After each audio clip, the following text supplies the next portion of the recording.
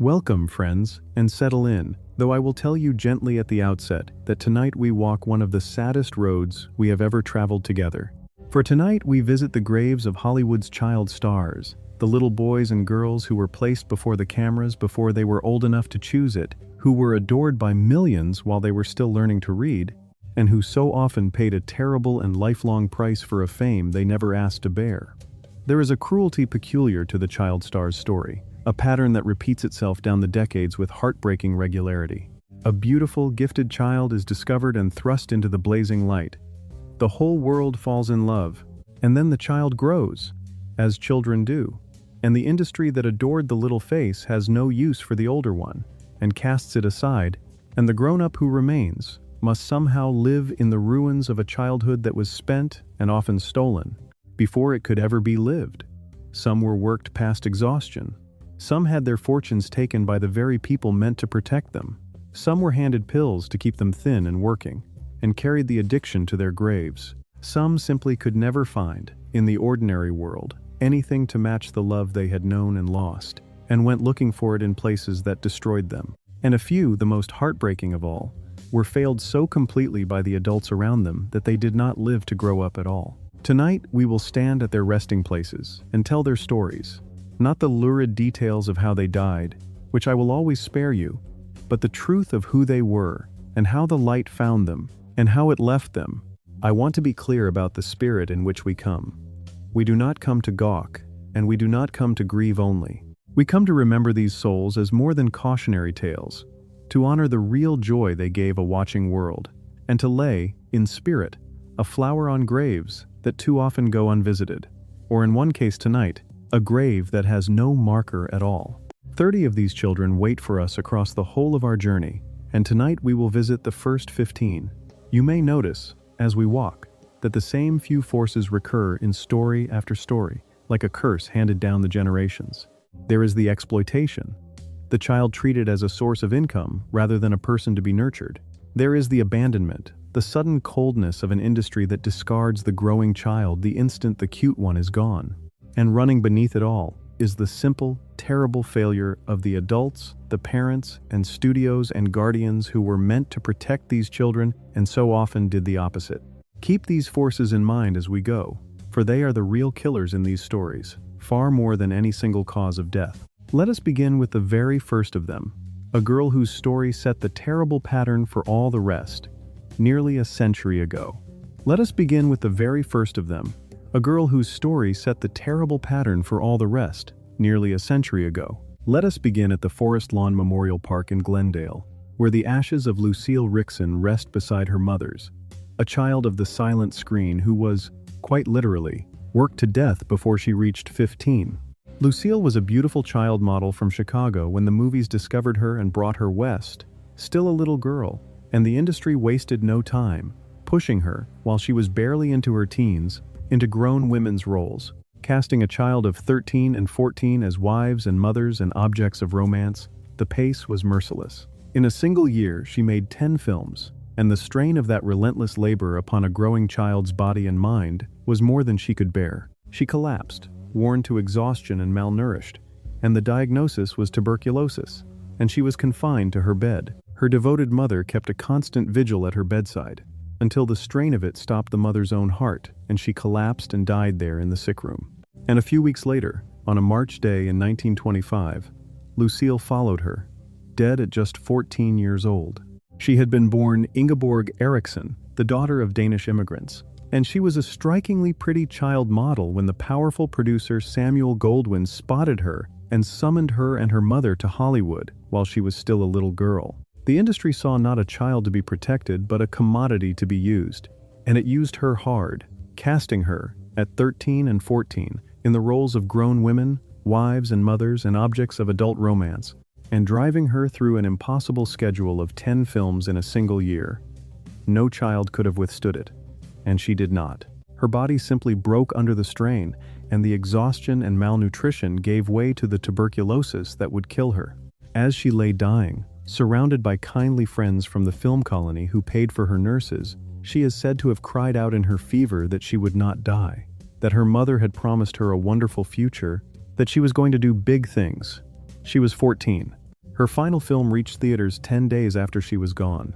That very year, the industry had named her one of a select group of young women it declared to be on the threshold of great stardom, a promotional honor that reads now as a bitter joke, for she was on the threshold only of the grave. She had been made to play.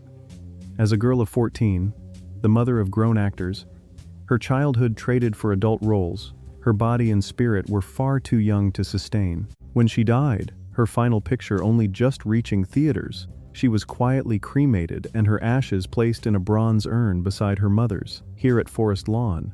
And there she has lain, all but forgotten, for 100 years. She was the first, the earliest of Hollywood's children to be used up and thrown away by the machine.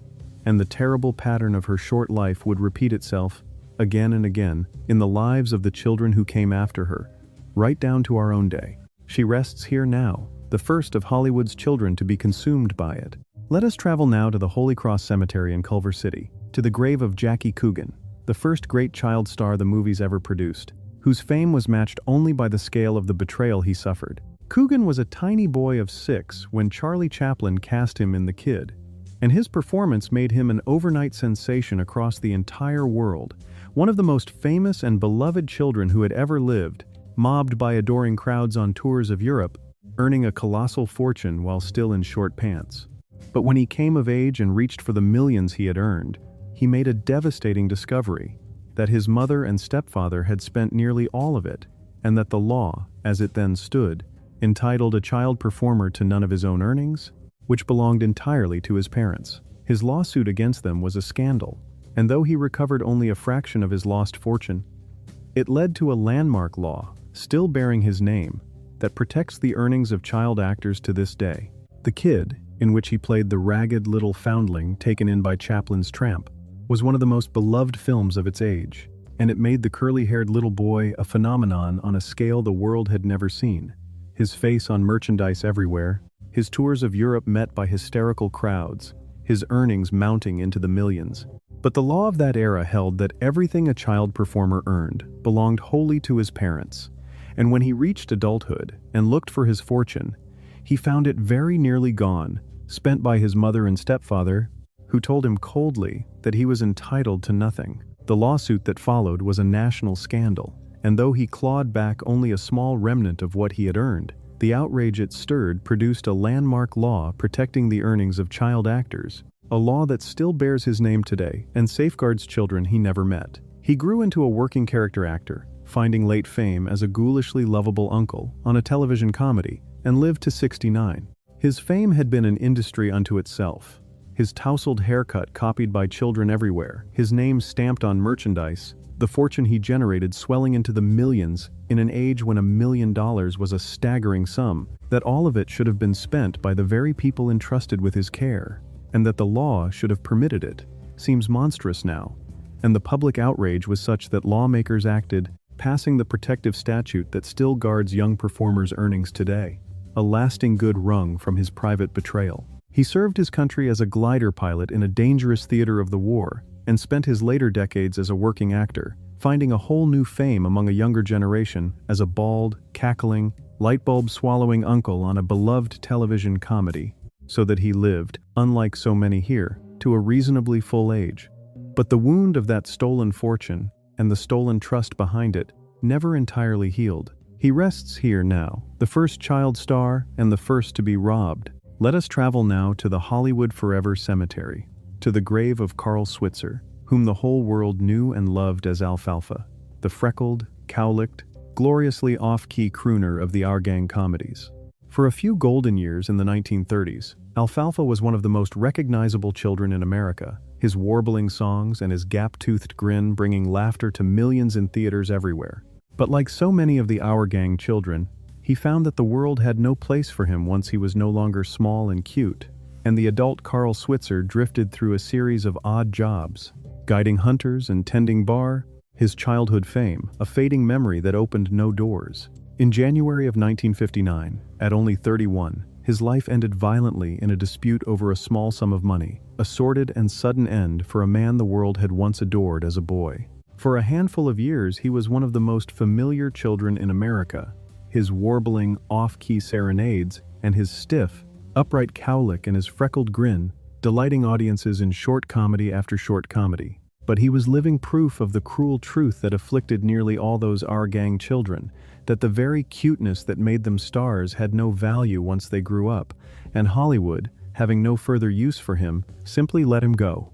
The adult Carl Switzer scraped together a living from odd jobs, guiding hunting parties and breeding dogs and tending bar, picking up the occasional tiny film role, a grown man forever introduced as the little boy he had once been. His end came in a squalid quarrel over a small debt, a sudden and violent death at just 31, and there was a final indignity even in that, for he died on the very same day as a legendary film director whose passing filled the newspapers and pushed the death of the boy called Alfalfa to a forgotten paragraph. The Our Gang children were said, only half in jest, to labor under a curse, so many of them meeting hard and early ends, and his was among the hardest. He had tried, as an adult, to stay near the industry, taking bit parts so small they scarcely registered, including a fleeting appearance in one of the most beloved of all Christmas films, and he bred hunting dogs on the side to make ends meet. But the grown man could never escape. The small boy the world remembered, and it was in a squalid argument over money owed that his life was taken.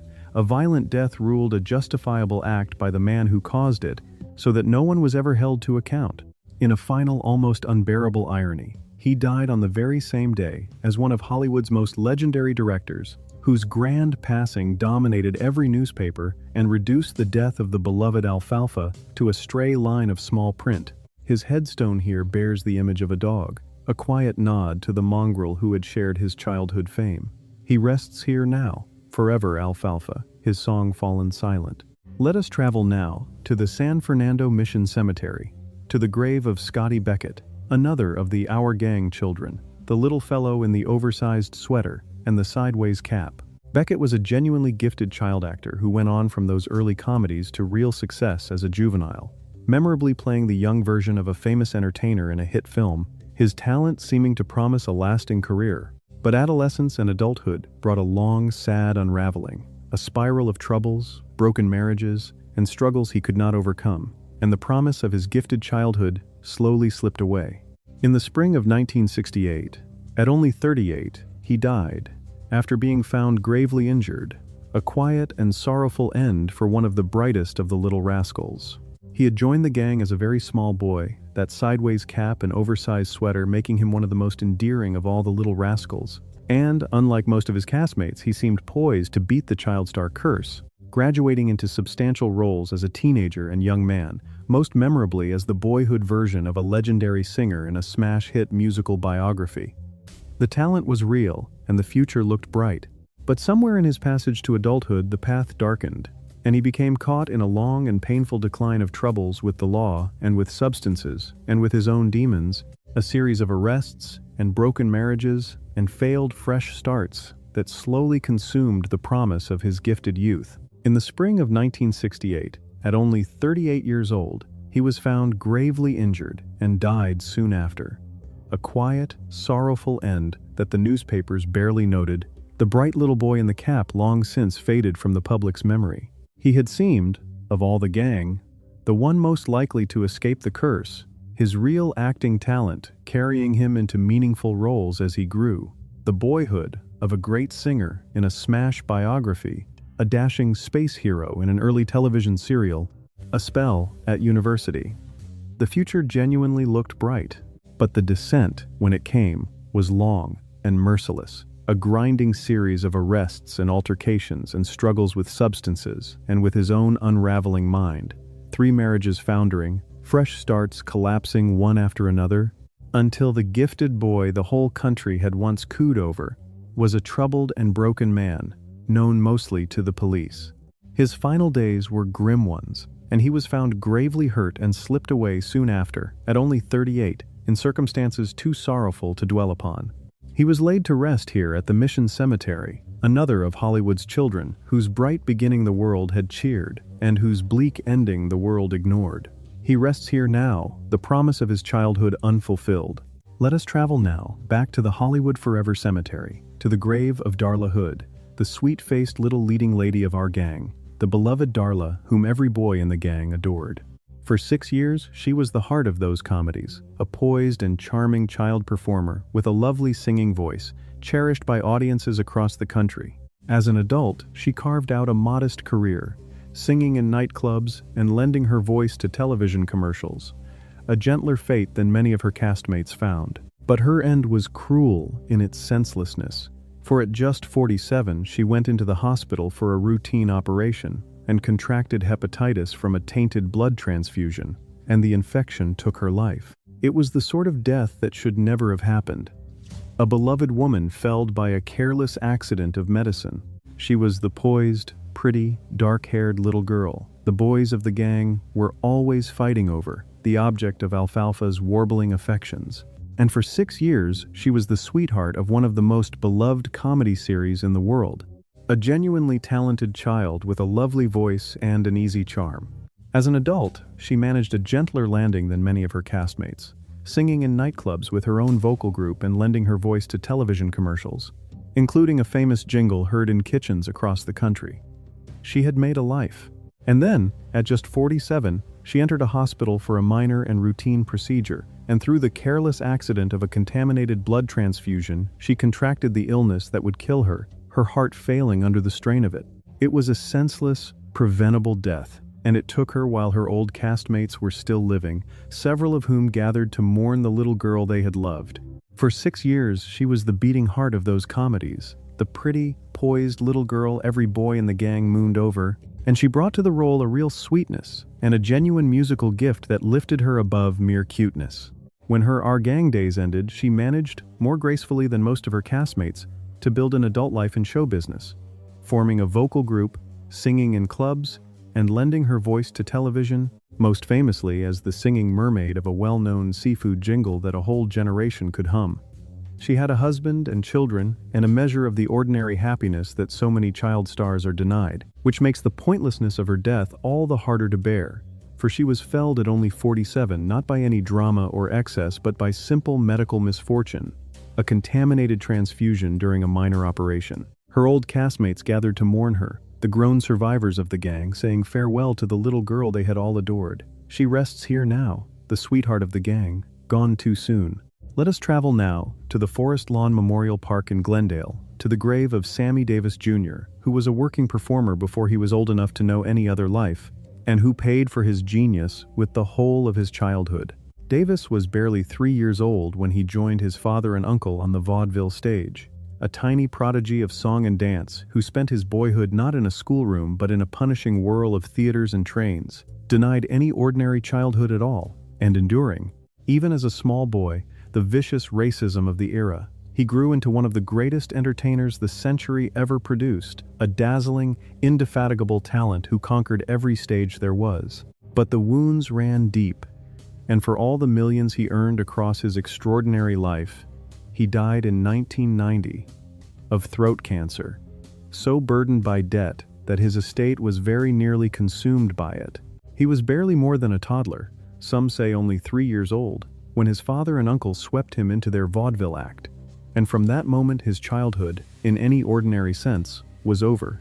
Spent not in classrooms and playgrounds, but in an endless blur of theaters and trains and one-night stands. His true age, sometimes hidden from the authorities, so that he could keep performing. He knew the sting of vicious racism from his earliest years, barred from hotels and restaurants even as he dazzled their stages, and he later lost an eye in a terrible car accident, and still he became, by sheer force of talent and will, one of the most electrifying entertainers the world has ever seen, a singer and dancer and actor of boundless gifts. But the wounds of that stolen boyhood never fully healed. And despite the fortunes he earned across a legendary career, he died deep in debt, his estate all but devoured, a man who had given the world everything and kept too little for himself. There had been no school, no playground, no ordinary boyhood at all, only the relentless grind of the road and the stage, his father sometimes disguising his true age so the little boy could keep performing past what the law allowed. The racism he met as a child performer was savage and constant, and it followed him into manhood, into an army that brutalized him and a country that barred him from the very rooms he filled with song. A car crash in his prime cost him an eye and nearly his life, and out of that brush with death came a spiritual searching that reshaped him. He climbed, against all of it, to the absolute summit of American entertainment, a singer and dancer and actor of once-in-a-century gifts, beloved around the world. And yet the boy who had never been allowed to simply be a boy never quite learned to stop or to keep what he earned, and he died burdened by enormous debt, having given the world everything and himself almost nothing, laid to rest here beside the father who had put him on the stage. He rests here now, a child of the stage who never truly left it. Let us travel now to the Hollywood Forever Cemetery, to the grave of Mickey Rooney, who was, for a brief and dazzling moment, the single biggest movie star in the entire world, and whose long life traced the whole cruel arc of the child star's fate. Rooney was performing almost from the time he could walk, and as a teenager he became a sensation, the irrepressible star of a beloved film series and a string of hits that made him, for 3 astonishing years, the #1 box office draw on the planet, adored by a generation. But the enormous fame of his youth proved impossible to sustain or replace, and his long life that followed was a turbulent one, marked by many marriages, financial ruin, and, most painfully of all, a final chapter in which the frail old man endured mistreatment at the hands of those who should have cared for him, a cruelty he found the courage to speak of publicly before the end. He was performing almost before he could talk, the child of vaudevillians, and as a teenager, he exploded into a stardom so complete that for 3 straight years he was quite simply the most popular movie star on the face of the earth, the irrepressible, impossibly talented boy next door of a beloved film series and a string of exuberant musicals, a bundle of pure energy the whole world adored. No child star ever burned brighter. But such a blaze could not last, and the decades that followed were a long, turbulent struggle to live in its afterglow, marked by a dizzying succession of marriages, by gambling and bankruptcy, and reinvention, the old genius flickering back to life now and then in a triumphant stage show or a fine late film. And in the cruelest twist of all, the frail old man who had once ruled Hollywood found himself, at the very end of his long life, mistreated and exploited by those closest to him, so that he spent his final years testifying before lawmakers about the abuse of the elderly, still fighting, to the last, to be protected. He had been born into vaudeville and was working the stage as a tiny child, and as a teenager he became a supernova, pairing again and again with another troubled young star of this very journey in a run of exuberant let's-put-on-a-show musicals, and headlining the beloved small-town series that made him, for 3 straight years, the single most bankable star on earth. The industry gave him a special award, meant to honor the finest juvenile performers, and then, as it always did, it moved on. His long life afterward was a roller coaster of dizzying highs and crushing lows, of comebacks and bankruptcies and a parade of marriages, the old brilliance never quite dimming even as his fortunes collapsed and rebuilt themselves again and again. And at the very end, in a cruelty that echoes the exploitation of his childhood, the frail old man was preyed upon by those meant to care for him, and found the courage to say so before the world. A child star exploited at the beginning of his life and again at the end of it. He rests here now, the biggest little star the movies ever knew. Let us travel now, still within Hollywood forever, to the grave of Judy Garland, perhaps the most famous tragic child star of them all, whose voice could break your heart and whose life, in the end, broke ours. Garland was signed to the great studio at 13 and made the immortal Dorothy at 16, and behind that beloved performance lay a darkness the public would not learn of for years. For the studio, obsessed with keeping their young star thin and tireless, is said to have kept her working on a regimen of pills to wake her and to sleep her and to suppress her appetite, planting in a teenage girl the seeds of an addiction that would haunt her for the rest of her days. Her career reached the very heights of greatness, but her adult life was a long struggle against those old chains, against ill health and financial chaos and heartbreak. She died in London in 1969, at only 47. Years later, her remains were brought here to Hollywood, so that those who loved her would at last have a place to visit her. She had been born into a vaudeville family and was singing on stage as a tiny child, and the great studio signed her when she was only 13 and made her the immortal girl from Kansas at 16. Behind that beloved performance, according to her own later testimony and that of those around her, lay a quiet horror, for the studio, determined to keep its valuable young star slender and tireless, is said to have regulated her with pills, stimulants to keep her working, and sedatives to bring her down, and suppressants to curb her appetite, so that a teenage girl was set upon a road of dependency that she would walk and struggle against for the rest of her life. Her artistry only deepened with the years, her concerts the stuff of legend, but her adult life was besieged by ill health and financial ruin and heartbreak, until she died far from home, in London, at only 47.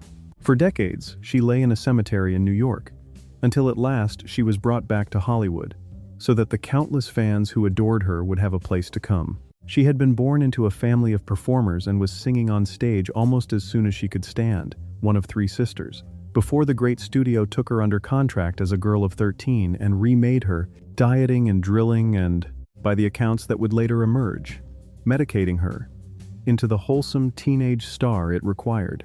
The immortal role of the farm girl swept off to a magical land made her beloved forever, but it also chained her, at a tender age, to a dependency and a punishing pace that would shadow the rest of her life. She gave the world some of the most sublime performances in the history of American entertainment, on film and on the concert stage, even as her private life buckled under illness and debt and a string of broken marriages, and she raised daughters who would carry her gifts forward. She died in a rented house in London, alone, at 47, and for nearly 50 years lay in a cemetery far from Hollywood, until her family brought her home at last to rest among the stars.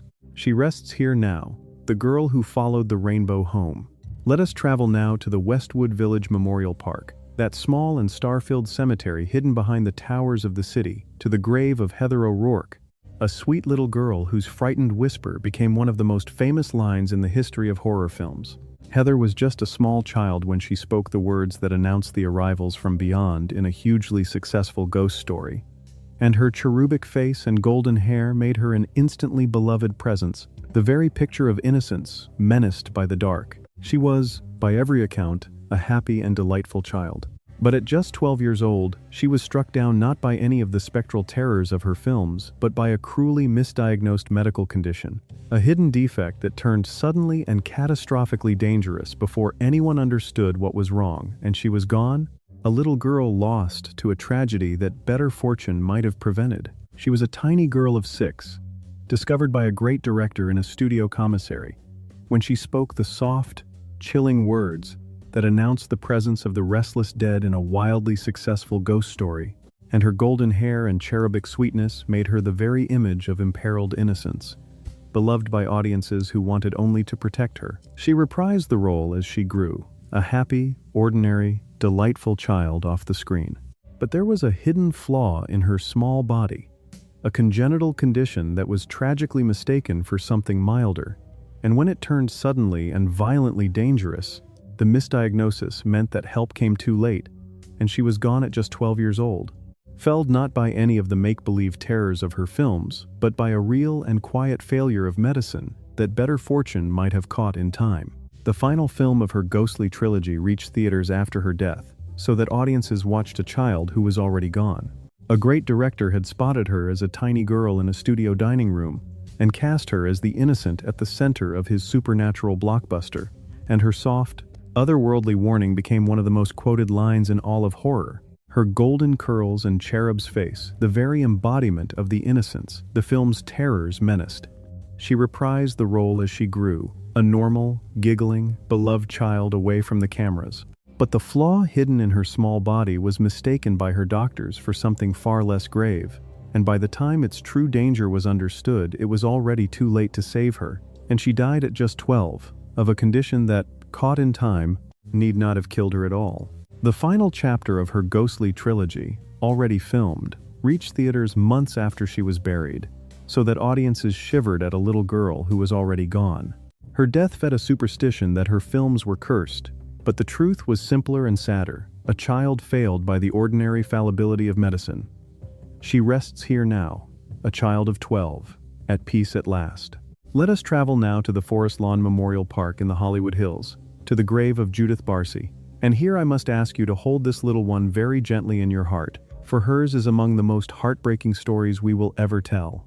Judith was a bright, bubbly, enormously gifted child actress, her sweet voice bringing to life beloved animated characters that children still cherish, a little girl brimming with talent and warmth who seemed to have every happiness before her. But behind the cameras, her home was a place of fear, ruled by an abusive father, and the adults who might have intervened did not do so in time.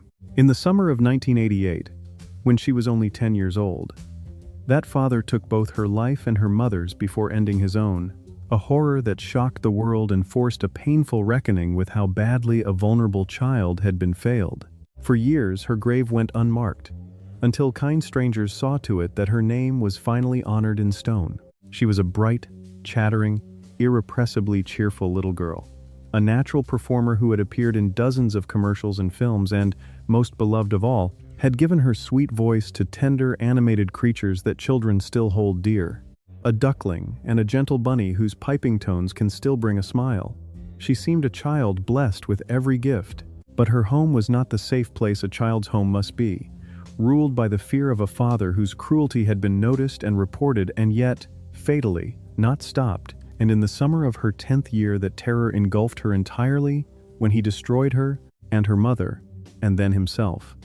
The horror of it, coming amid other tragedies of that same year, forced the industry and the wider world into a painful reckoning with how a vulnerable child could have been so utterly failed by every adult who might have saved her.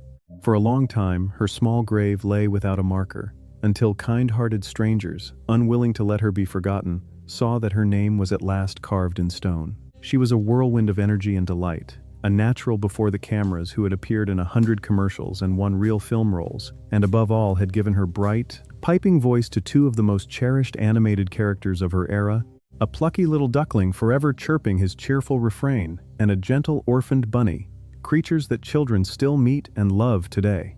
But the cheerful child of the screen went home each night to a household poisoned by a father's rage, a danger that had been noticed and even reported, and yet was allowed to continue until it consumed her utterly in the summer of her 10th year. The failure was total, a failure of every safeguard meant to shield a child, and her death, alongside other losses that terrible year, forced a long overdue reckoning within the industry about the protection of its youngest.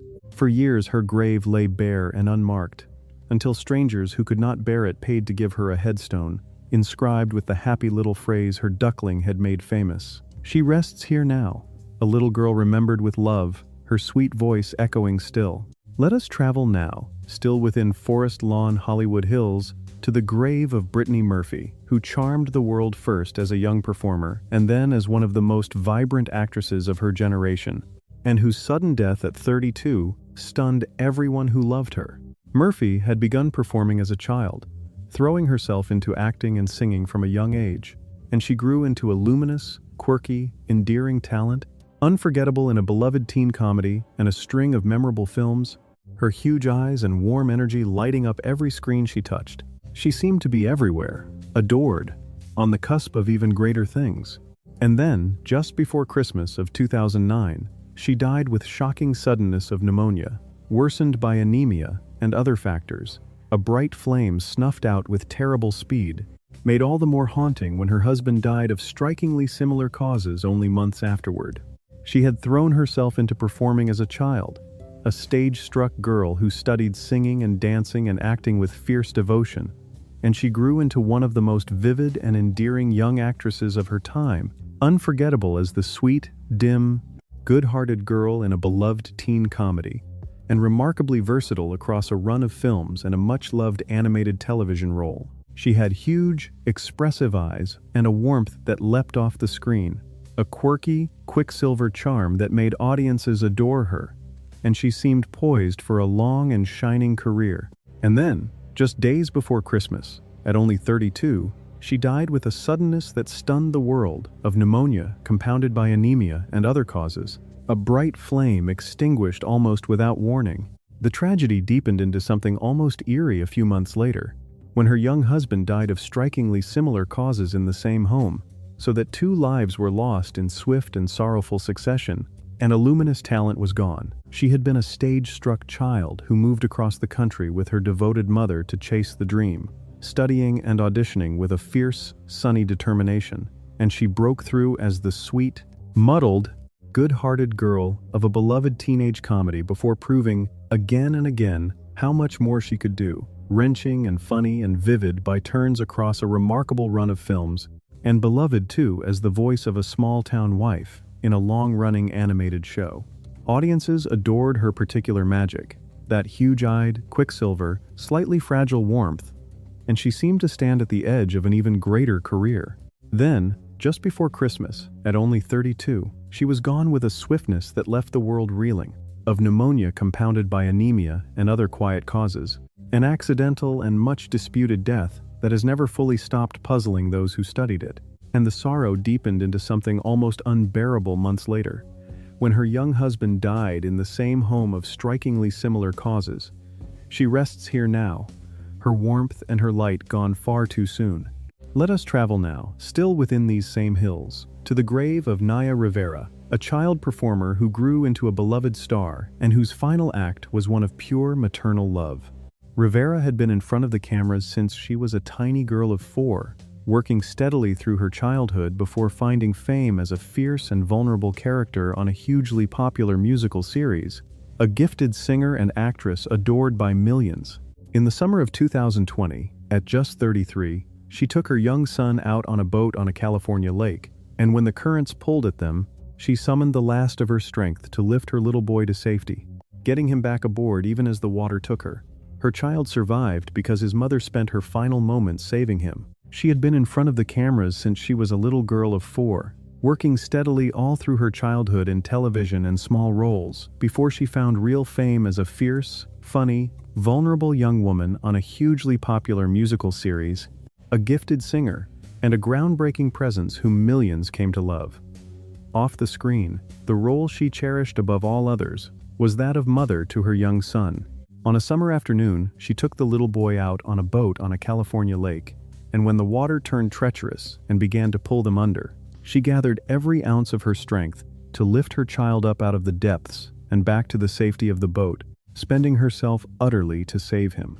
He was found alive, asleep aboard the drifting boat. She was found days later, having given her own life so that her son might keep his. It is the purest and most devastating expression of a mother's love, and it is how she will always be remembered. She had grown up on sound stages, working from the age of 4 in commercials and television and small parts. A hardworking child who spent years auditioning and being overlooked before her breakthrough finally came as a fierce, funny, tender young woman on a wildly popular musical series, where her soaring voice and her groundbreaking portrayal won her millions of devoted admirers. But it was motherhood she prized above all, and her love for her little boy was the center of her world.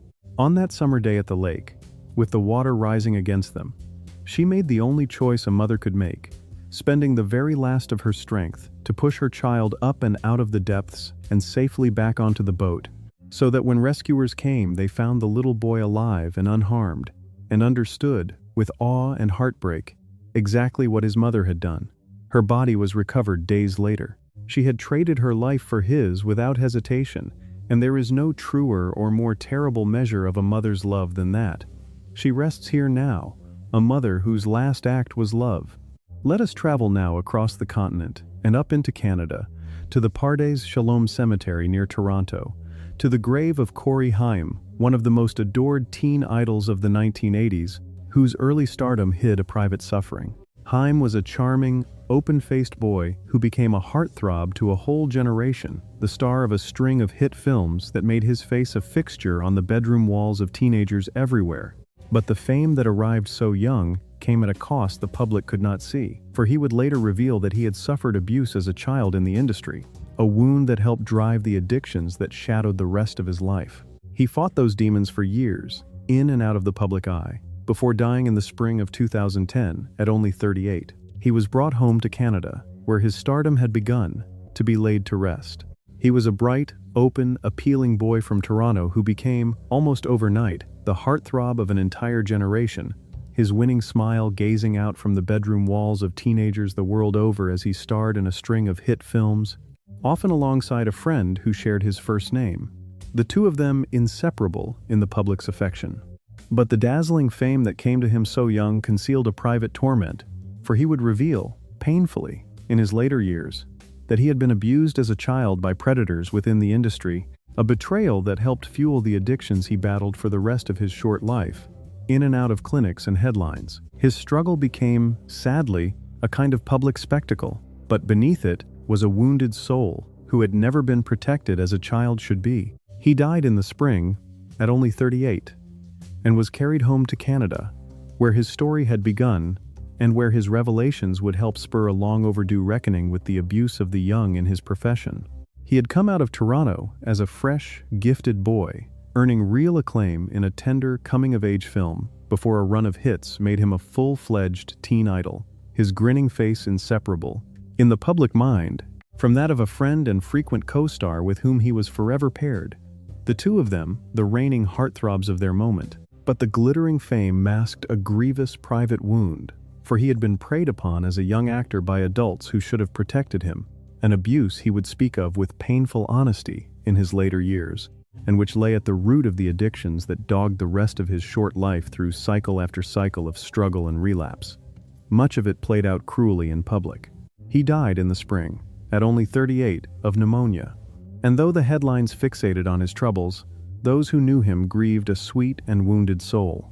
His revelations, and his friends, helped force the industry to begin confronting the abuse of its children. He rests here now, the beloved boy of a generation, his private pain finally stilled. Let us travel now back to the Forest Lawn Memorial Park in Glendale, to the grave of Michael Jackson, the most famous child star who has ever lived, and one of the most gifted human beings ever to stand upon a stage.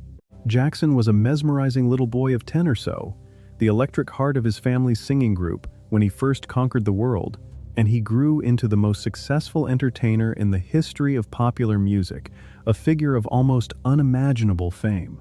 But he spoke, again and again, and with real sorrow, of the childhood that fame had stolen from him, of the harsh and joyless boyhood of endless work that left him forever yearning for the innocence and play he had been denied, a yearning that shaped the whole of his strange and lonely adult life. He died in the summer of 2009, at 50, and a grieving world discovered how much it had taken his genius for granted.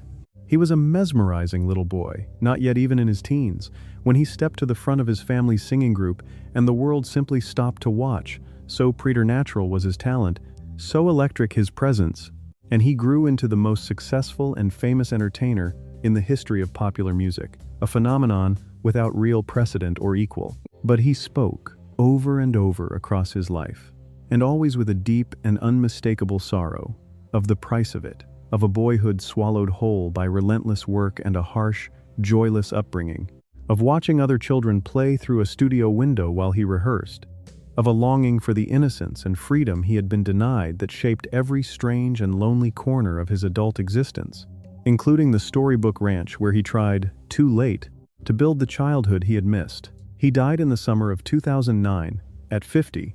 His death ruled the result of another's reckless hand, and the world mourned a genius it had too often failed to simply let be human. He was a tiny boy fronting his brother's group when the world first beheld him, and the talent was so far beyond his years that it seemed to belong to no child at all. And from there he ascended to a fame and an artistry without parallel in the history of popular music, selling more records than almost anyone who has ever lived, and reshaping the very form of the art. But the price had been his childhood, taken from him wholesale, and he mourned that loss openly all his life, speaking of the beatings and the ceaseless rehearsals and the aching envy he felt watching other children at play while he worked, a wound that drove his lifelong, unfulfilled quest to recover the innocence he had been denied, and that gave his adult life its air of profound and sorrowful strangeness. When he died at 50, on the eve of a great comeback, his passing was ruled the fault of the physician meant to care for him, and the world convulsed with a grief that revealed, too late, how deeply it had loved, and how badly it had failed to simply let him be a person. He rests here now, the boy who never got to be one. And so we come to the final grave of this first half of our journey, and it is the most heartbreaking of them all. A grave with no marker, in a field of the forgotten. Let us travel to Hart Island, in the waters off New York City, to the vast Potter's Field, where the unclaimed dead of the great city are buried, and where Bobby Driscoll lies in an unmarked pauper's grave.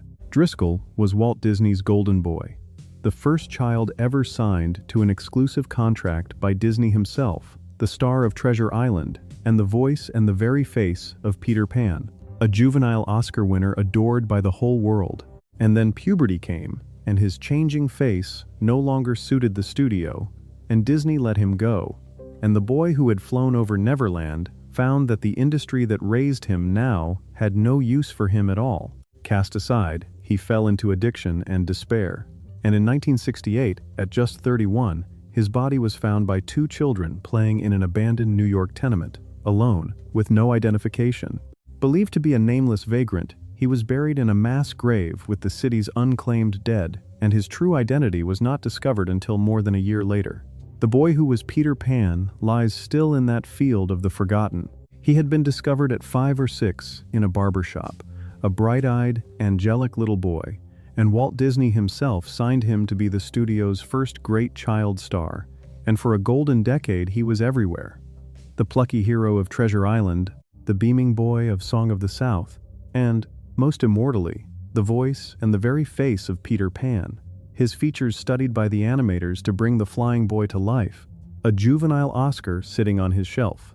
And then his body began to change, as every child's must, and troublesome acne spread across the face the studio had loved, and Disney, with a coldness that beggars belief, let him go, and the industry that had raised him from infancy shut its doors against him overnight. Rejected, adrift, and increasingly lost to addiction, he drifted at last to New York and into the shadows. And when his heart gave out in that abandoned tenement, he was so far from the golden boy he had been that no one who found him knew his name, and the boy who was Peter Pan was lowered, a nameless John Doe, into a mass grave.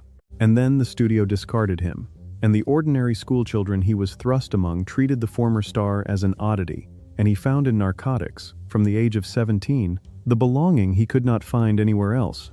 The identification of his body came only when his mother, desperate to reunite him with his dying father, asked the authorities to search, and a fingerprint match to old studio records revealed that the John Doe in the potter's field had been Disney's golden boy. His father died believing his son still lived. A small marker was later placed in the family plot in his memory, but his body remains out on that island of the unclaimed, the lost boy who, in the end, truly never did grow up. He rests here now, nameless in the earth, our lost boy who never grew up. And so, friends, we pause.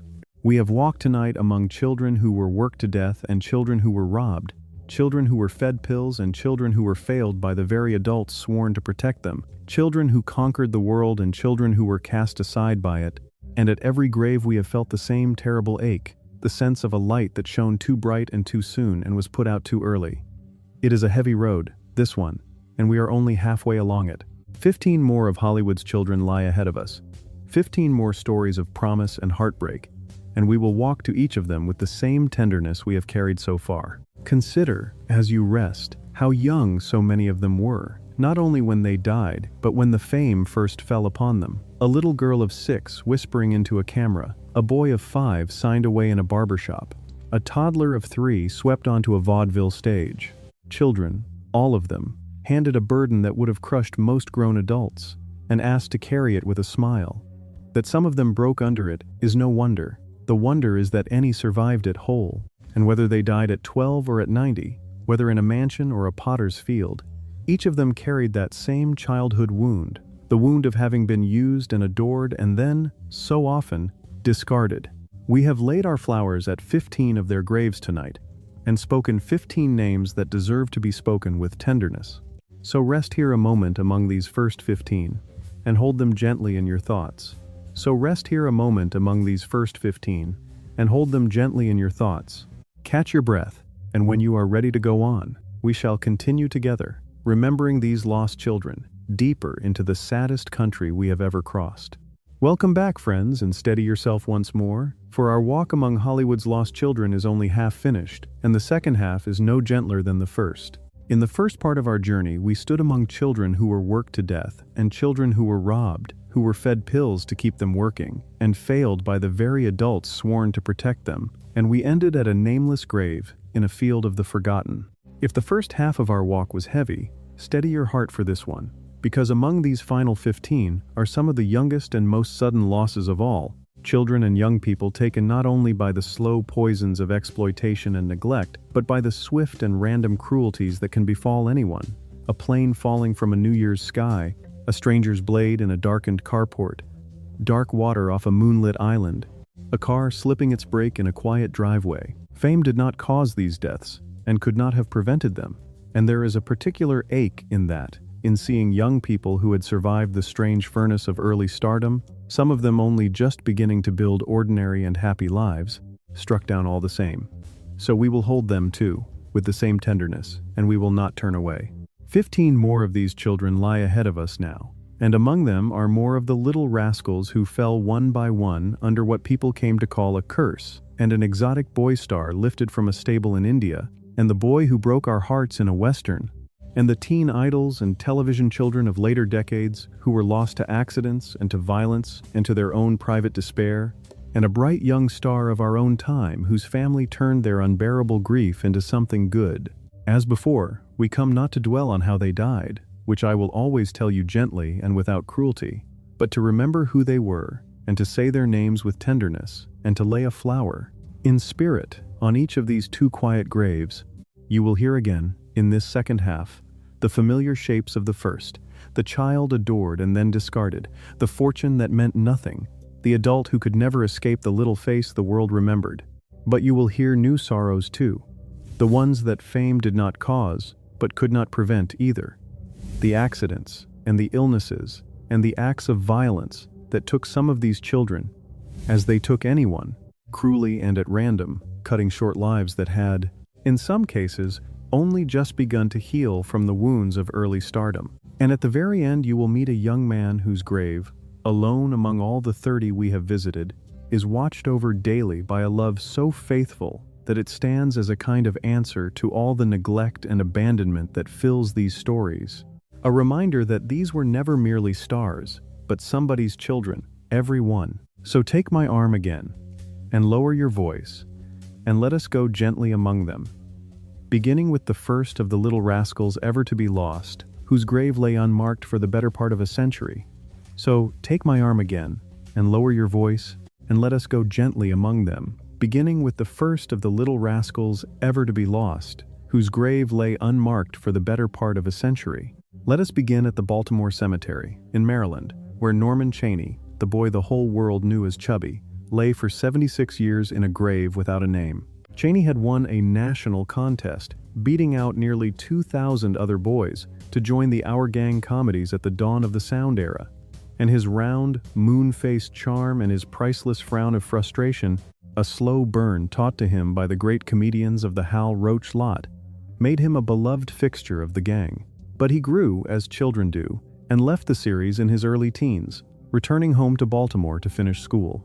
There, a cruel glandular disorder swelled his body to enormous size, and the drastic treatment that followed caused his weight to crash so violently that the strain destroyed his heart, and he died of heart failure in 1936, at just 21, the very first of the regular Our Gang children to die. His mother could not afford a headstone, and so he lay in an unmarked grave, forgotten, until kind-hearted fans raised the money to mark it 3/4 of a century later.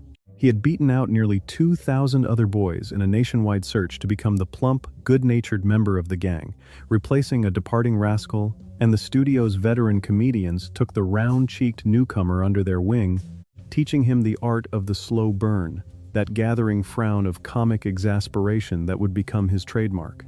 For a few years, in the early sound era, he was a delight to audiences everywhere, most memorably competing for the affections of the gang's pretty schoolteacher. But he left the series while still a boy and went home to Maryland to be an ordinary schoolchild, and it was there that his body betrayed him, a glandular illness swelling him to more than 300 pounds before a drastic medical treatment sent his weight plummeting so fast that his heart could not survive the shock. He died at his grandparents' home, and the newspapers, unkind to the last, headlined the passing of the fat boy of the gang. His mother, too poor for a headstone, could only lay him in the bare ground, where he stayed, forgotten, until strangers who loved the old films gave him a name in stone at last. His most cherished moment on screen came when his round-faced schemer set his cap for the gang's pretty young teacher, begging her, in a line audiences adored, to call him by his fond nickname. When he died, the great newspapers noted his passing with a cruelty that stings even now, reducing a human life to the fat boy of the gang.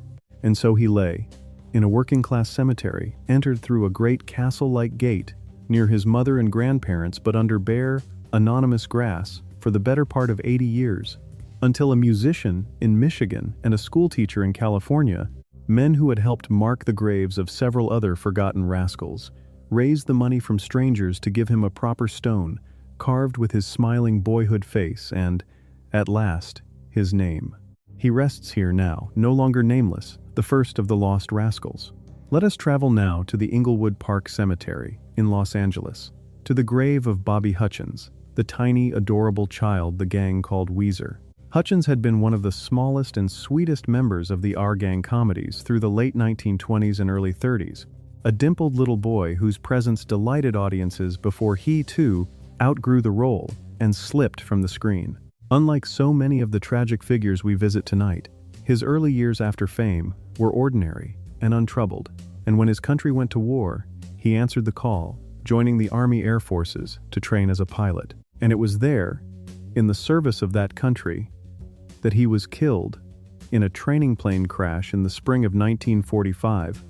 At just 20 years old, his young life ended not by the curse of child stardom, but by the terrible, ordinary tragedy of war. He had been one of the youngest and most beloved of the gang in its early days, a dimpled, chubby-cheeked toddler whose very presence could make an audience smile, appearing in dozens of the little comedies before he grew too old for the role and, like all of them, was quietly let go.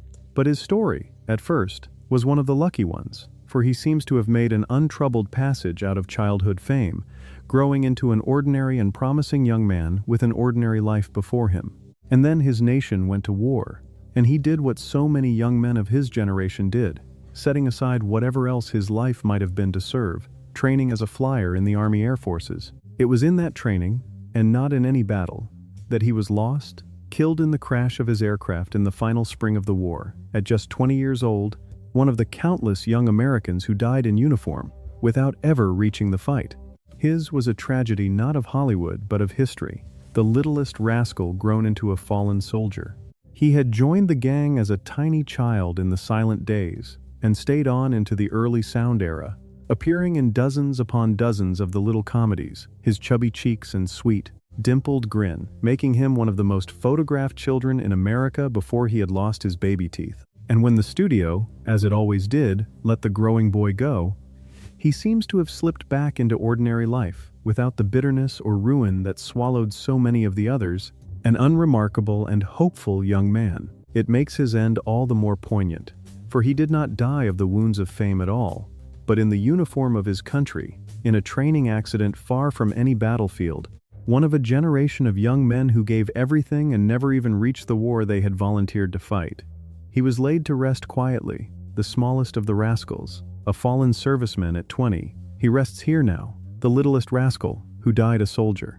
Let us travel now to the Evergreen Cemetery in Los Angeles, to the grave of Matthew Beard, the boy the world adored as Stymie, with his oversized derby hat and his unflappable cool. Stymie, one of 14 children of a Los Angeles minister, had been hired on the spot the moment the director saw him, and his sly, quick-witted little con artist, topped by a bowler that was a gift from the comedian Stan Laurel, made him one of the best-loved of all the rascals. But adulthood brought no work and, in time, a devastating addiction to heroin, and he spent much of his young manhood in and out of jail. Then, remarkably, he pulled himself back, getting clean at a rehabilitation community and staging a genuine comeback, appearing in films and popular television shows in his later years. He had beaten the curse, only to be taken by ordinary illness, dying of complications after a stroke in 1981, at 56. He was buried with his trademark derby beside him. He had been hired the instant the director laid eyes on him, no audition needed, and his cool, quick-witted little schemer, crowned always by that enormous derby hat a great film comedian had given him, made him one of the most popular and best remembered of all the rascals. But when the gang was done with him, the wider world of film had no place for a young black man, and finding no work and no future, he fell into a devastating addiction to heroin that consumed his young adulthood and landed him, again and again, in jail. His story might have ended there, another of the gang's casualties, but it did not, for he found the strength to get clean at a rehabilitation community and rebuilt himself, and returned to the screen in his later years, appearing warmly in a string of popular television shows and films, at peace at last with the boy he had been. He died of ordinary illness in his 50s, having beaten the demons that killed so many of his fellows, and he was buried, fittingly, with the famous derby that had been his trademark resting beside him. The very name that made him famous had come, the story goes, from his habit as a small boy of getting underfoot and stymieing the director on the set, and he wore it, and the great derby that went with it, through some 36 of the comedies. He would say, with unflinching honesty in his later years, that even as a child he had understood the character to carry an insult to his people, but that it had been work and dignity and the support of his large family, and he did not disown the boy he had been. That honesty, and the hard road he had traveled through addiction and jail and out the other side into sobriety and a genuine comeback, made his the rare redemption story among the rascals, a man who fell as far as any of them and yet climbed back into the light before the ordinary frailty of the body claimed him. He rests here now, redeemed at the last, his hat upon his rest. Let us travel now clear across the country to the Texas State Cemetery, in Austin, to the grave of George McFarland, the freckled, round-cheeked ringleader of the gang, immortal as Spanky. For a decade, Spanky was the very face of our gang, the bossy, bright, endearing leader of the Little Rascals, one of the most famous children in the world. And of all the children we visit tonight, he is among the rare few who might be called a survivor.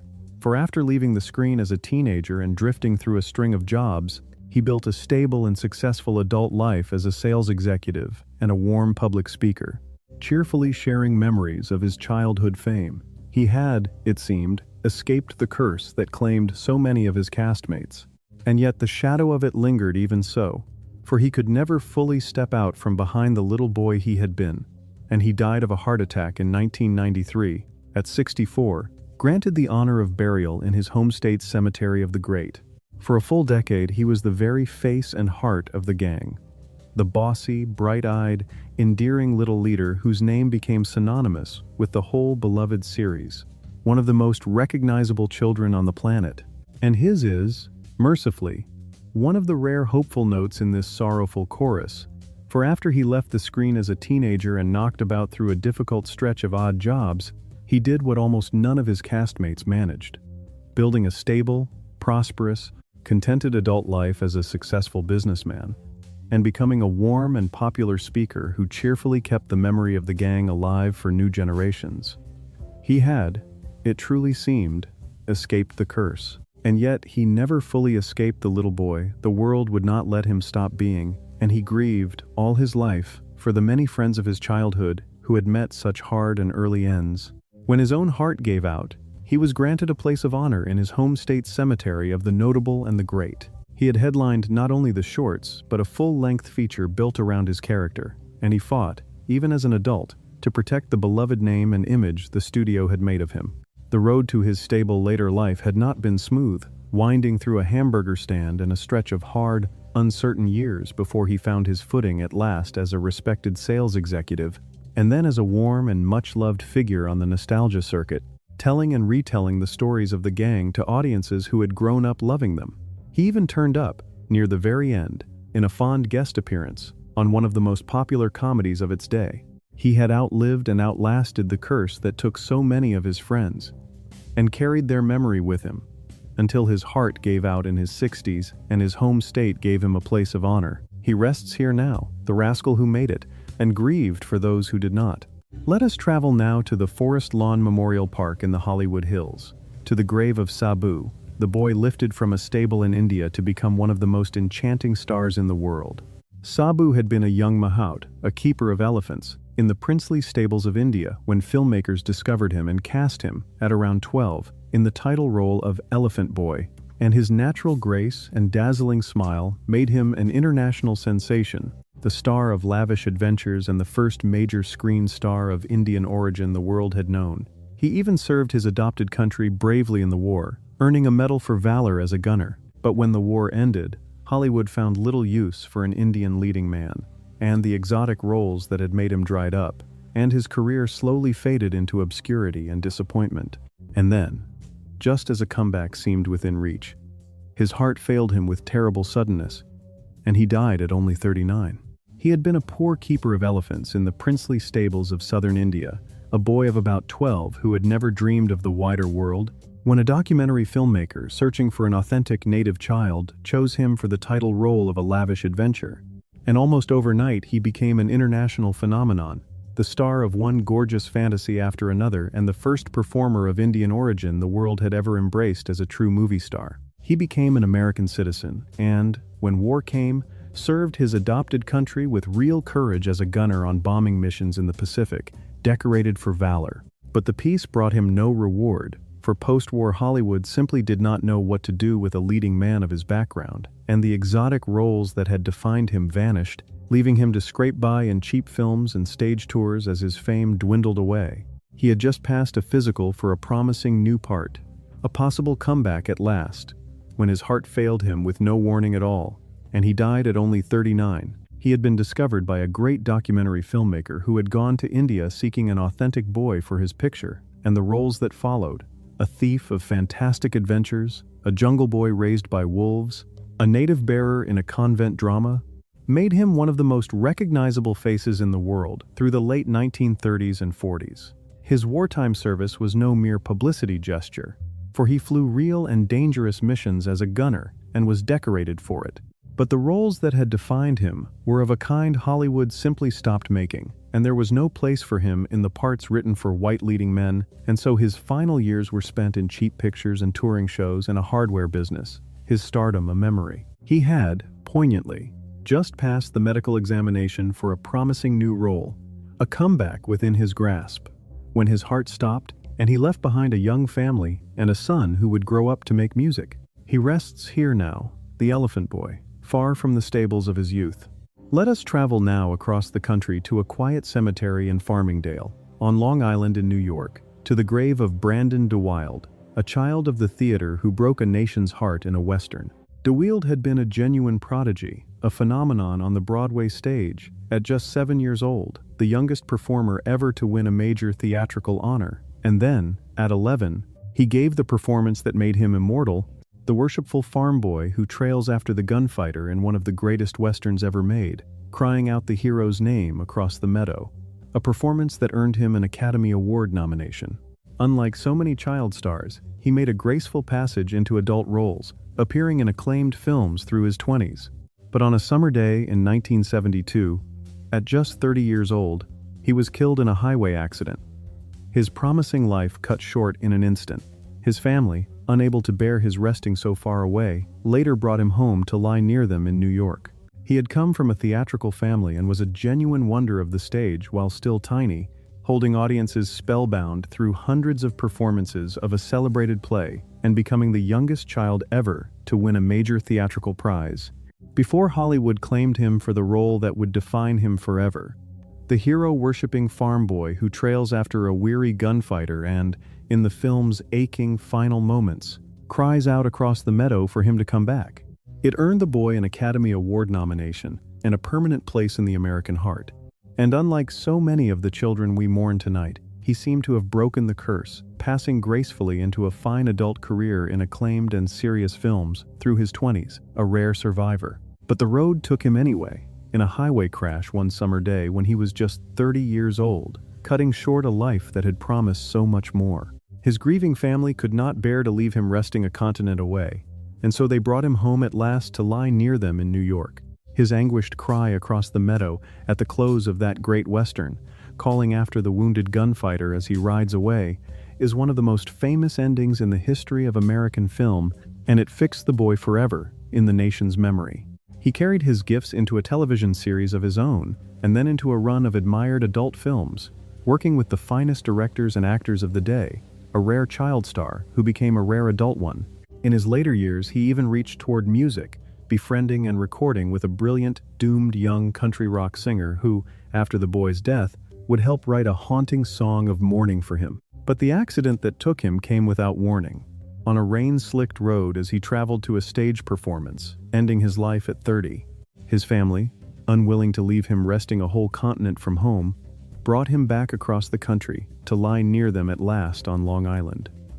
He rests here now, the boy who followed the gunfighter home. Let us travel now to the Gate of Heaven Cemetery in Hawthorne, New York, to the grave of Sal Mineo, a tough kid from the Bronx who became the sensitive, doomed heart of a generation's favorite film. Mineo had started as a child on the Broadway stage before Hollywood cast him as the fragile, worshipful boy in a landmark film about troubled youth, a performance so raw and moving that it earned him an Academy Award nomination while he was still a teenager, and made him a heartthrob to millions. He earned a second nomination not long after, but as he aged out of the sensitive boy roles that had made him, the industry lost interest, and he turned to the stage and to directing to keep his art alive. And then, senselessly, his life was taken in an act of violence outside his Los Angeles home. A robbery gone wrong. In the winter of 1976, when he was just 37, he was brought home to New York to be buried. He had been a tough, restless boy from the Bronx, steered away from trouble and into acting, and he made his name first on the Broadway stage before Hollywood cast him in the role that would immortalize him, the fragile, worshipful, doomed young outsider in a landmark film about the anguish of youth, a performance of such raw tenderness that it earned him an Academy Award nomination while he was barely more than a boy himself and made him an idol to millions of teenagers.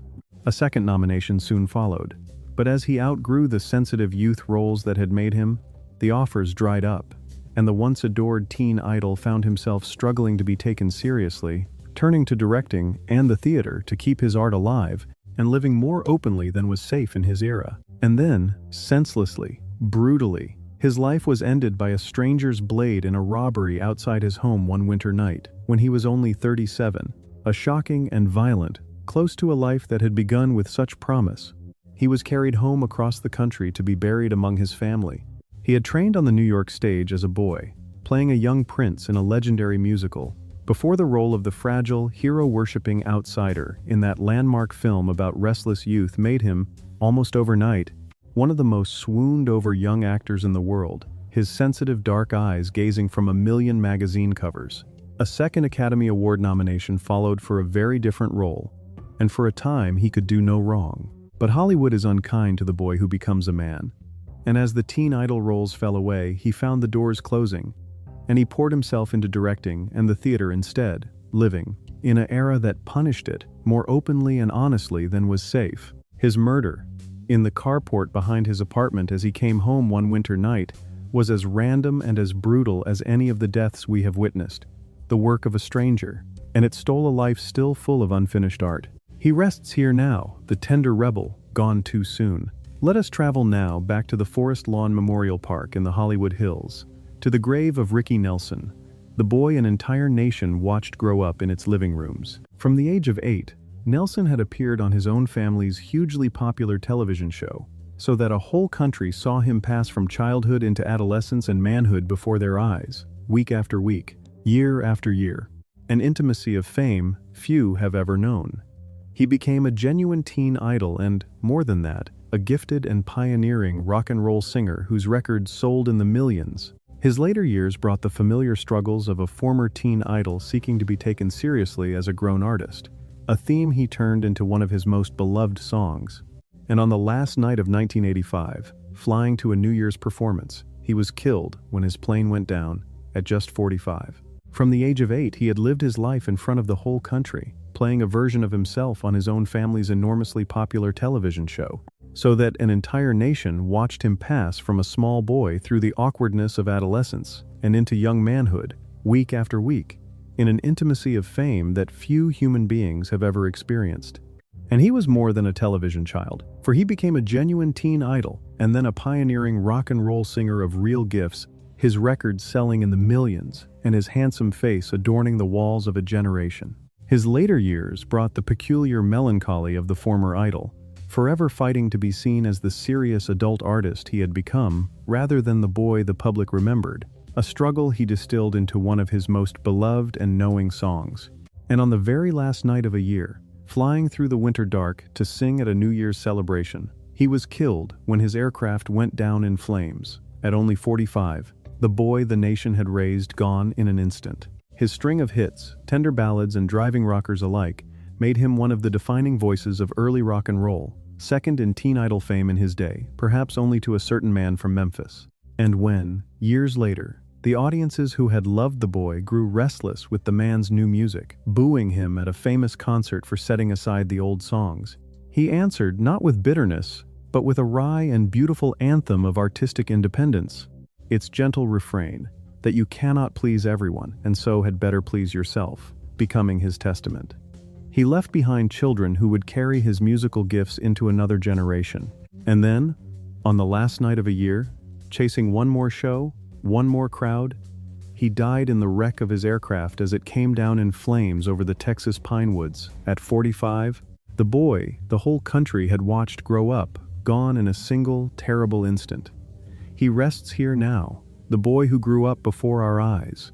Let us travel now to the Westwood Village Memorial Park, that small and star-filled cemetery in the heart of the city, to the grave of Natalie Wood, who was a beloved child star before she was ever a screen legend. Wood had captured hearts as a tiny girl, most enduringly as the doubting little skeptic who learns to believe in a department store Santa Claus in a cherished Christmas classic, and she made the rare and difficult leap from child stardom to a magnificent adult career, unforgettable in a string of the most celebrated films of her era. But she carried within her, all her life, a deep and specific terror of dark water.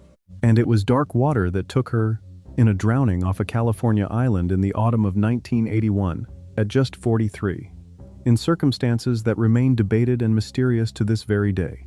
She had been a child performer from the age of 4 or 5, a serious and gifted little girl, and she gave one of the most enduring child performances in all of American film, as the small skeptic who refuses, and then finally learns, to believe in a department store Santa, a role that has enchanted audiences every holiday season for generations. And she accomplished the thing that so few child stars ever manage, making a seamless and triumphant leap into adult stardom, earning 3 Academy Award nominations and starring in some of the most celebrated and beloved films of her era, a genuine and lasting screen legend. But all her glittering life she was haunted by a single, specific dread, a deep and abiding terror of dark, deep water, which she spoke of often and could never explain. And it was dark water that took her, in a drowning off a California island on a cold autumn night at only 43, in circumstances so murky and so contested that the case has been reopened and debated across the decades and has never been fully laid to rest. Born to immigrant parents who pushed her relentlessly towards stardom, she had been a working actress since she was a tiny girl, and she gave, as a child, one of the most beloved performances in all of American holiday film. As a young woman, she seized the far harder role of the doomed girlfriend in a landmark drama of teenage alienation, earning the first of her 3 Academy Award nominations, and she went on to shine in some of the most celebrated musicals and dramas of her generation, a rare and radiant survivor of child stardom. But the dread of dark water had shadowed her since childhood, born, she believed, of an old family prophecy. And she avoided the deep sea all her life. It was the deep sea that took her, off a California island on a cold November night, in circumstances so unclear that authorities reopened the case decades later and amended the record of how she died, leaving the world to wonder still. She rests here now, the child who believed, claimed by the thing she feared. Let us travel now, still within Westwood, only steps away, to the grave of Dominique Dunne, a luminous young actress whose life was stolen almost before it had begun. Dunne was just beginning to make her mark, most memorably as the teenage daughter in a blockbuster ghost story, appearing alongside the little girl we mourned in the first half of our journey, when her promising life was violently taken by a man who claimed to love her. In the autumn of 1982, when she was only 22 years old, the shockingly lenient punishment given to the man responsible ignited a national outrage and helped to spark a movement for the rights of victims and their grieving families, a cause her own father would champion for the rest of his life. She was laid to rest here at Westwood, not far from Natalie Wood. She came from a family steeped in words and fame, and she was only beginning to make her own mark as an actress, most visibly as the teenage eldest daughter in the same blockbuster ghost story that gave us the little girl whose grave we visited in the first half of our walk, a promising young talent standing at the very threshold of her career. But she never crossed it, for her life was violently taken by a former boyfriend, a man who could not accept that she had left him. In the autumn of 1982, when she was just 22 years old, the shockingly lenient sentence handed to the man who killed her provoked a national fury and became a rallying cry, helping to galvanize a movement for the rights of crime victims and their devastated families, a cause that her grief-stricken father would go on to champion powerfully for the rest of his own life, turning unimaginable loss into a force for justice. She was laid to rest here at Westwood, only steps from the legend we have just visited. Two beautiful lives ended too soon, lying near each other still. She was the daughter of a celebrated writer and the niece of famous authors, and she had begun to build a real career of her own, appearing in acclaimed television dramas and, most memorably, as the eldest daughter of the haunted family in that blockbuster ghost story, standing at the very beginning of what should have been a long and shining life. But a former boyfriend, consumed by jealousy and unable to accept that she had ended their relationship, attacked her outside her home and left her mortally injured, and she died days later at just 22. When the man who killed her received only a brief sentence, the leniency of it shocked the nation and helped ignite a lasting movement for the rights of victims and their families, a cause into which her heartbroken father poured the rest of his career, becoming a famous and fearless chronicler of crime and justice. She lies here, only steps from a legend, two lives cut short, resting side by side. She rests here now, a bright light extinguished far too soon. Let us travel now to DeRidder, in Louisiana, far from Hollywood, to the grave of Rusty Hamer, the wisecracking little boy of one of early television's most beloved family comedies. For 11 years, from the age of 6, Hamer had played the sharp-tongued, lovable son on a hugely popular sitcom, his quick comic timing making him a fixture in living rooms across the country. But he became, in the most heartbreaking way, a prisoner of that childhood role, unable as an adult to convince anyone to see him as anything but the little boy they remembered, and the work simply stopped coming. He drifted at last to rural Louisiana, where he lived quietly and modestly, struggling with poverty and a deepening depression, until, in the winter of 1990, at 42, he took his own life. He was laid to rest there in the small Louisiana town that had become his home. For 11 years, beginning when he was 6 years old, he had played the wisecracking, quick-tongued younger son on one of early television's most beloved family comedies, his sharp comic timing making him a fixture in living rooms across the nation. A child the whole country felt it knew.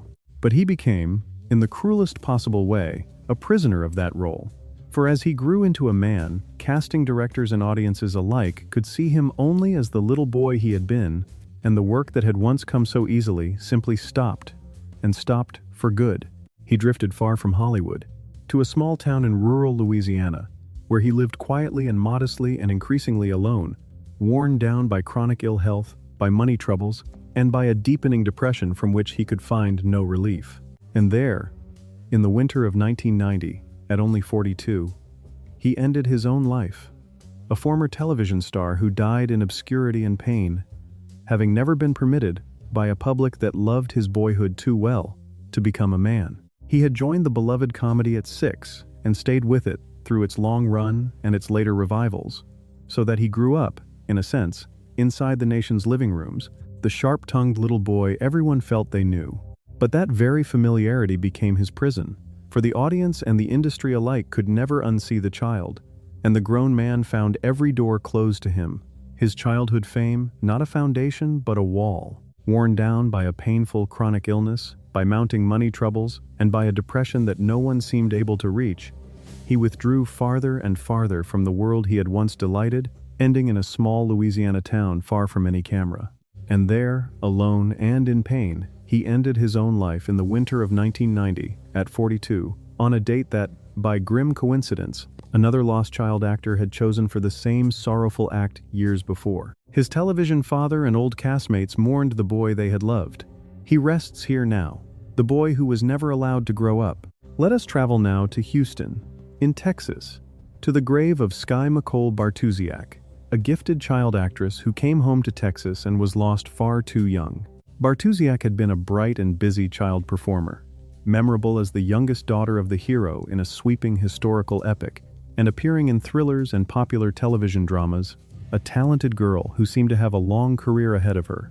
But she stepped back from the relentless world of Hollywood as she grew, returning to her native Houston to live a more ordinary life. And it was there, in the summer of 2014, at just 21 years old, that she died.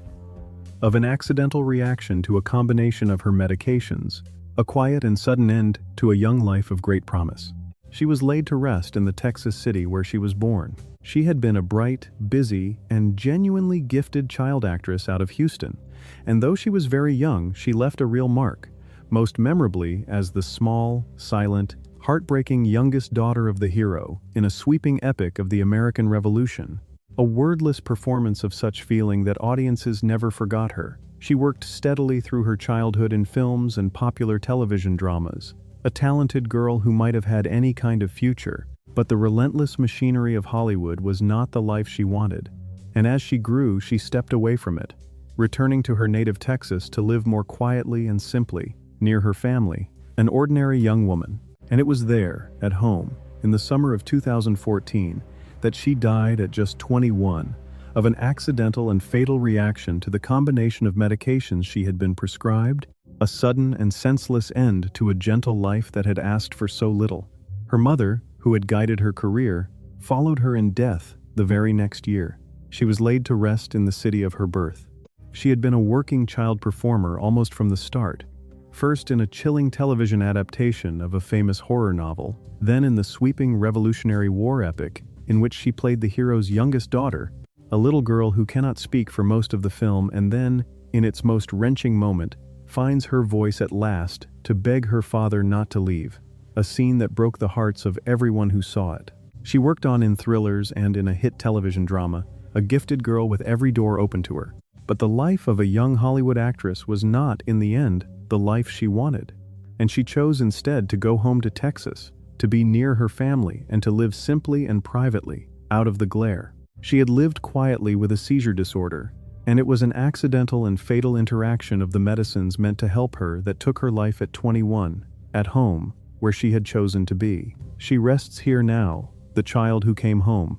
Let us travel now to the Lakeview Memory Gardens in York, South Carolina, to the grave of Lee Thompson Young, a bright and beloved Disney star whose private struggle went unseen. Young had won the hearts of a generation of young viewers in the title role of a popular Disney adventure series, a smart, charismatic, admirable young performer who seemed to embody everything good, and he carried that promise forward into acclaimed roles in a celebrated football drama and a hit crime series as an adult. But behind the bright and capable public face, he battled a serious mental illness, privately and courageously, for years. And in the summer of 2013, at just 29, that illness took him when he died by his own hand. After services in Los Angeles, he was carried home to South Carolina to rest near his family's roots. He had been a smart, poised, immensely likable young performer, and he won the devotion of a generation of young viewers in the title role of a popular Disney adventure series. A rare and welcome sight, a black teenage hero at the center of his own show, admirable and cool and good. He carried that promise into a fine adult career, appearing in a critically beloved football drama and a hit crime series, respected by everyone who worked with him. But behind the capable and radiant public face, he was fighting a serious mental illness, quietly and with great courage. For years, a private battle that the millions who admired him never saw. And in the summer of 2013, at just 29 years old, that illness overwhelmed him, and he died by his own hand, leaving his colleagues and his fans stunned and heartbroken, and leaving behind, too, a painful reminder of how much suffering can hide behind a bright and successful surface. After a service in the city where he had worked, he was carried home to the South, to rest near his family's roots. He had been a brilliant, disciplined, deeply admired young man, and his title role in that Disney adventure series meant a great deal. A capable and heroic black teenager leading his own show, at a time when such a thing was still rare and precious. A role model to countless young viewers, he carried that excellence into adulthood, respected on every set he joined, from a beloved drama of small-town football to a long-running crime series in which he played a steady and gentle detective. But he had been diagnosed with a serious mental illness, and he fought it privately, faithfully taking his medication, telling few, until the day he did not arrive for work, and those who loved him, suddenly afraid, sent someone to look for him. What they found broke their hearts, and the hearts of his colleagues, who spoke of him afterward with such tenderness and such grief. He was carried home to the south, to rest near the family and the roots that had made him. He rests here now, the bright young star whose pain we never saw. Let us travel now back to the Forest Lawn Memorial Park in the Hollywood Hills, to the grave of Cameron Boyce, a radiant young star of our own time, taken with a suddenness that stunned the world. Boyce had been a joyful, gifted, endlessly likable presence on the Disney Channel, beloved by millions of children as the lovable son in a hit comedy series and as a fan favorite in a wildly popular musical fantasy franchise, and those who knew him spoke not only of his talent but of his rare kindness and his passion for making the world better. He was 20 years old, with everything before him, when he died in his sleep in the summer of 2019, the victim of a sudden seizure brought on by the epilepsy he had quietly lived with. His heartbroken family transformed their grief into a foundation in his name, dedicated to the causes he had loved, so that his goodness might continue to do good in the world. He had been a joyful, luminous, endlessly gifted young performer, beloved by millions of children as the lovable son in a hit Disney comedy and as a fan-favorite hero in a wildly popular musical fantasy, and those who knew him spoke always, first and foremost, not of his considerable talent, but of his extraordinary kindness, his warmth, his seriousness of purpose, and his determination, young as he was, to use his platform to make the world more just and more whole. He was 20 years old, adored, admired, with a long and brilliant life seemingly stretching out before him, when he died in his sleep one summer night, killed by a sudden seizure, the result of an epilepsy he had lived with quietly, and that no one imagined could take him.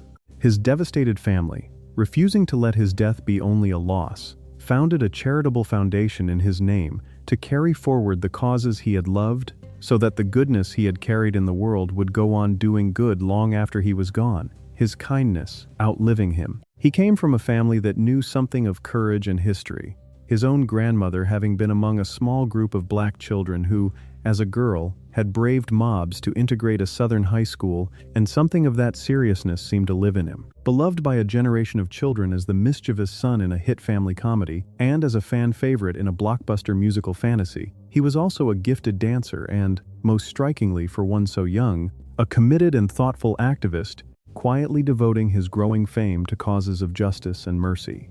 The final chapter of his fantasy franchise premiered just weeks after his death, and was dedicated, tearfully, to his memory. And his family, determined that his death should give life, established a foundation in his name to carry his causes forward, so that a young man who had wanted, above all, to do good in the world, goes on doing it still, through the love he left behind. He rests here now, the gentle young star whose light still works its good. And so we come to the final grave of our long journey, and it belongs to a young man whose parents' love has made his resting place a kind of shrine. Let us travel to the Hollywood Forever Cemetery, in the heart of the city, to the grave of Anton Yelchin. Yelchin had been born in Russia to a Jewish family who fled as refugees, bringing their infant son to a new country. And he grew up to become one of the most gifted and admired young actors of his generation, a child performer of unusual depth who matured into a beloved star, treasured for his role aboard a famous starship, and for a body of brave, offbeat, deeply human work. And then, in the summer of 2016, at just 27 years old, he was killed in a freak and senseless accident at his own home, a loss so sudden and so absurd that it seemed impossible to accept. His devoted parents laid him to rest here beneath a life-size bronze statue in his likeness, and they come to visit him, it is said, very nearly every single day, keeping a vigil of such tenderness that it has moved all who know of it. He had been born in Russia to a family of figure skaters who fled persecution and were granted refuge in America when he was only an infant, and he grew up to become one of the most gifted and quietly beloved actors of his generation. A child performer of unusual depth and intelligence who matured into a treasured young star, cherished by science fiction fans the world over for his role aboard a famous starship, and admired by serious audiences for a body of brave, strange, tender, deeply human work far beyond his years. He seemed to be only beginning. And then, in the summer of 2016, at just 27, he was killed in a freak and almost unbearably senseless accident at his own home. when his parked vehicle rolled and pinned him, a death so absurd and so sudden that it defied all sense. His devoted parents laid him to rest here at Hollywood Forever, beneath a beautiful, life-size bronze statue of their son. And they come, it is said, nearly every single day to sit with him, a vigil of such profound and faithful love that all who hear of it are moved.